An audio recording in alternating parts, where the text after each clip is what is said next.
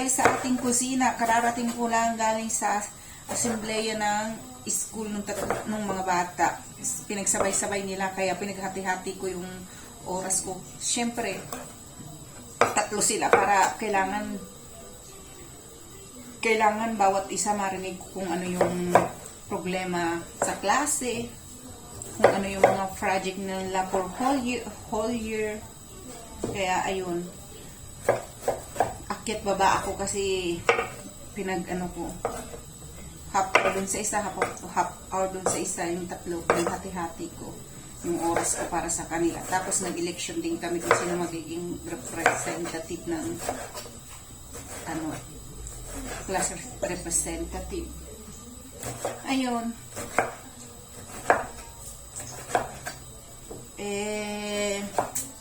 Medyo may problema.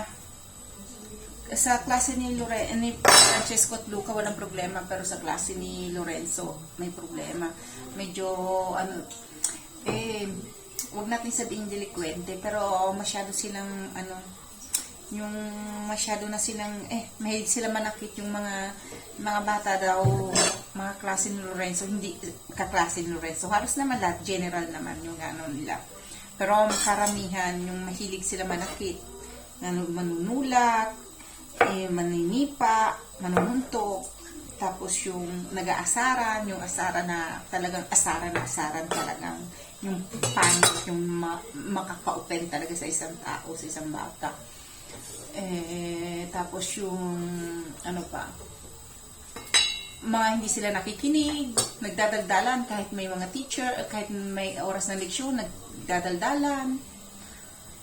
Kahit daw magkakalayo, nasa isang row yung isa, nasa huliang row yung isa, nandun sa unahan yung isa, wala silang pakialam, nagchichikahan sila, gano'n, nagchichismisan. Pero ngayon, ewan, parang nakakatakot na, di ba? Parang ang hirap ng masyado ng, ewan ko, hindi na katulad ng dating panahon. Ngayon masyado ng mahirap i-justice ang mga bata. Ano ba yung ages? Yung palakin, mahirap na kontrolin. Ayun. Tapos, siyempre dito masyadong, masyado ko na rin kasing open-minded ang mga bata. Mga tao, masyado na silang advance. Tapos yun, siguro nakakasira rin talaga yung mga cellphones and mga gadget na yan. Hindi ko naman sinasabi hindi nagagadget ang mga bata, pero limit na limit lang talaga sila. Pinagagadget ko naman sila pag pero syempre. Pero kahit naman si Lorenzo, kahit sila mga bata, pero hanggang sa yung mga anak ko nagagadget din po sila. Pero kailangan mag-aral muna sila. Tapos yung mga assignment nila, nakapag-aral na sila, nakapag-lesson na sila, yung pwede na sila mag-gadget. Kaya hindi ko pwedeng sabihin hindi sila nag-gadget, pero limit lang. Pero iba talaga yung effect sa kanila ng gadget. Pag nag-gadget sila, pagkatapos ng kanilang mag-gadget, maglaro ng kanilang gadget, nervoso sila, yung parang masungit sila, nervyos sila. Kaya napapansin ko yun talaga. Talagang iba po ang effect, yung side effect ng gadget. Kaya hanggang sa maiiwasan natin, kaya talagang kailangan natin iwasan. Anyway, ako po ay magluluto ngayon ng hapunan at naisip ko, may dalawa akong talong. Ayun, may eggplant akong talong. Ipa-fried ko siya, tapos gagawa tayo ng sauce para sa pasta. Ito na siya, Niwa-hiwa ko na siya. Tapos, ipa-fried natin. Ayan. Pina-fried ko na yung aking talong. Tapos, magagawa tayo ng sauce niyan. Talagyan natin ng sauce. Isasama ko na lahat. Golden brown na siya. Tanggalin na natin siya para magawa na tayo ng sauce.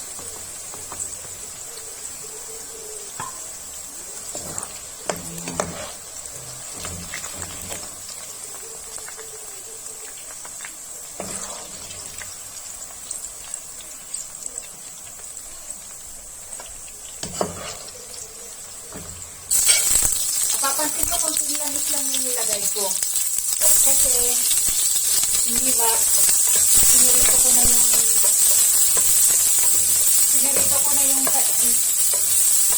talong. Kaya, yung ganito lang yung ano ko na yung ano, yung sibuyas talagang ganito lang. Naglalagay din ako ng basil.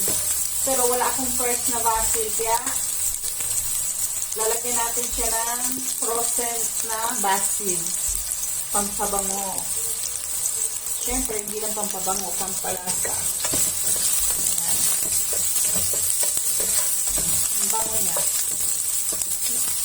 Hindi ko na siya gagamitan ng bawang. Lalagay lang tayo ng tomato sauce.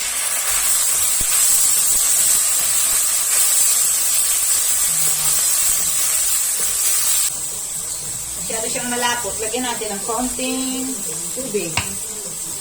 Yes, lagyan natin ng konting tubig.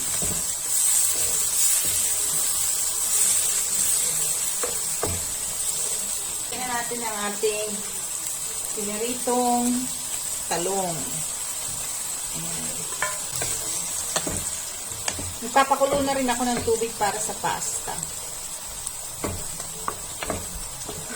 Iniisip ko siyang lagyan ng sili para medyo mahalang, pero huwag na para ano. Kasi lalagyan ko siya ng mozzarella. Lagyan pa natin ng kunting tubig. Laan natin ang apoy.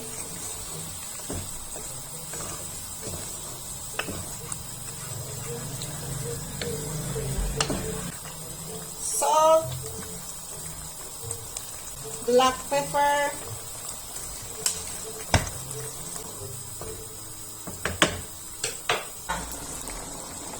Yan. Lalagay din ako ng mozzarella. Lalagay natin na siya para matunaw. Siyempre, tikman natin kung tama lang ang kanyang sa inyo mga kapamilya. Kasi, yung talong na pinirito, no? Ibang-iba talaga ang lasa pag piniprito. Yan, sabi ko nga, huwag tayo kumain ng prito. Minsan lang.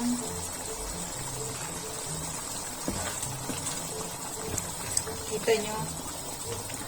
Kita nyo yung mozzarella?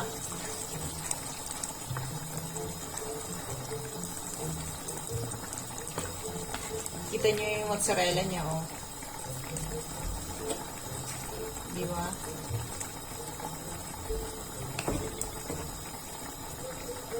Subukan nyo itong gawin. Kung wala naman kayo mozzarella, kahit na pwede namang wala ng mozzarella, eh. Eggplant lang.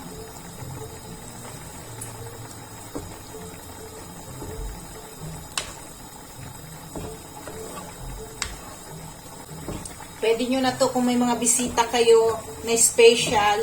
Pwede nyo itong panghanda, alam nyo ba? Tapos mamaya lalagyan pa siya natin ng parmesan. Kung wala kayong parmesan, okay lang yan. Lagyan nyo na lang ng Eden cheese. Diba? Luto na po siya. Ang ating sauce. Eggplant sauce. Ganyan lang kadali. Di ba? Creamy. Medyo na, ilalagay na natin ang ating pasta.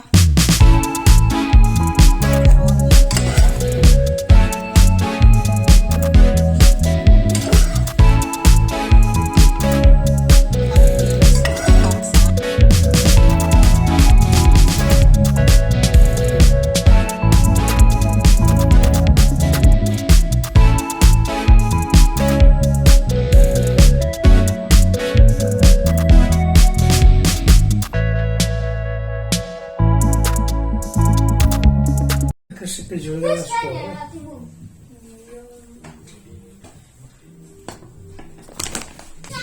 Io voglio piccante però. Voglio mettere però dopo non. Sì, ma io voglio piccante. Buona? Com'è? Yes, I do. Sei tu. No, ten su ten. 10 so 10. Masarap daw. Huwag niyong tingnan ang gulo ko sa likod. Kasi siyempre nagluto. May mga gulo-gulo pa dyan sa likod natin ng ating background. Baka mabash.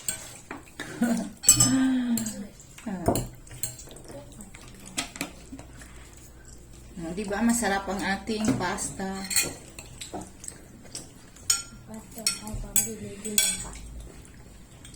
So perché non mi piace la pubblicità. Un po' di parte. Devi guardare una cosa. Ang sarap Dove niya. c'è la pubblicità. Compose na compose yung A te ti piace? tomato sauce, Cosa? Niente. eggplant, Non è vero. La pubblicità. Non è vero. at mozzarella. Non ti piace. Non è vero. Talagang sobrang sarap niya. Guarda dopo. Try nyo guys. Mga pamilya, i-try nyo. Pwede nyo itong panghanda. Pa. Pa. Eh? Papa Lorenzo.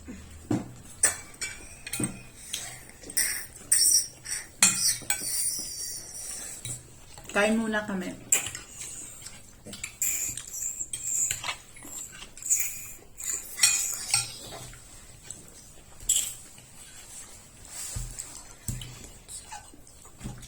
Tingnan nyo. Masarap.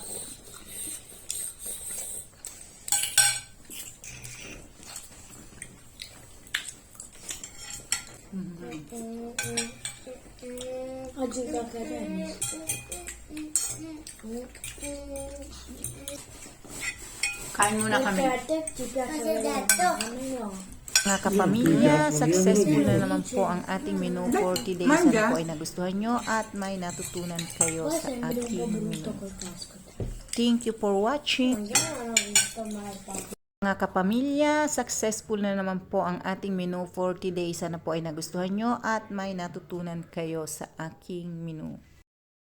Thank you for watching.